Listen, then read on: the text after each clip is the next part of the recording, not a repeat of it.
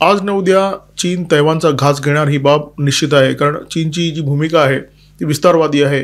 चीनने जसा तिबेटचा घास घेतला तसा उद्या चीन तैवानचा सुद्धा घास घेणार ही बाब निश्चित आहे। आणि अशा परिस्थितीमध्ये क्वाडचा जो गट आहे त्या गटाचे जे सदस्य देश आहेत ते काय करणार? ऑस्ट्रेलिया आणि जपानची भूमिका तर जवळजवळ स्पष्ट झालेलीच आहे। या दोन देशांनी संकेत दिलेले आहेत की उद्या जर संघर्षाचा भडका उडाला तर या देशांकडून फारसं काही होण्याची शक्यता नाही आहे।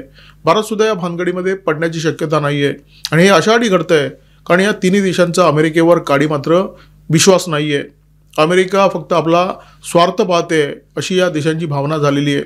अशा परिस्थितीमध्ये भारताचा चीनशी कधी पंगा होणार नाही, कधी संघर्ष होणार नाही, युद्ध होणार नाही, असं काही होणार नाहीये। भविष्यात भारत आणि चीनचा संघर्ष अटळ आहे, परंतु तो तेव्हा होईल जेव्हा भारताला असं वाटेल की आता आपण चीनची पंगा घेऊ शकू।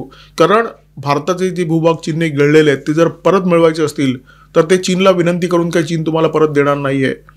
त्यामुळे भारताला संघर्ष करावा लागेल आणि भारत जेव्हा त्या संघर्षाच्या स्थितीमध्ये असेल, संरक्षणदृष्ट्या भारत मजबूत झाला असेल, आर्थिकदृष्ट्या भारत मजबूत असेल, आणि आज भारत आर्थिकदृष्ट्या मजबूत आहे, लष्करीदृष्ट्या सुद्धा मजबूत आहे। आज सुद्धा चीनशी पंगा झाला तर चीनला आपण पाणी पाजू, परंतु 100% विजयाची खात्री ज्याला म्हणतात किंवा कमीत कमी नुकसान करून विजय मिळवणं ज्याला म्हणतात त्या परिस्थितीमध्ये भारत आज नाहीये।